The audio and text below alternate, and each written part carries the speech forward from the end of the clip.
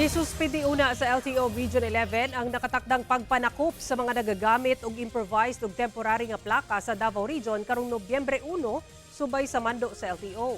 Sa pahayag sa LTO 11 nga nakuha sa GMA Super Radio Davao, gianunsyo ni LTO Chief Assistant Secretary Marcos Lacanilaw nga gisuspindi una ang pagtakda og deadline nga makagamit og temporary ug improvised nga plaka nga una nang nakatakda sa Nobyembre 1 karong tuiga.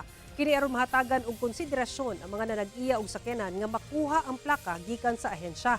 Ubos sa Memorandum VDM 2025-4674, dunay gitakdang penalty nga 5,000 pesos alang sa mga nagagamit gihapon og temporary ug improvised nga plaka. Hinuon pagpasabot nila kanilaw nga daghan ang posibleng hinungdan sa wala pa pagbaton sa ubang motorista og plaka sama sa problema sa mga dealer sa behikulo ug ang mismong sistema sa ahensya. Hinuon hugot nga nagpahimangno ang LTO ngadto sa mga motorista nga ibutang ang mga plaka sa behikulo. Sanglit magpadayon ang operasyon sa ahensya batok sa mga motorista nga mobiyahe nga walay plaka.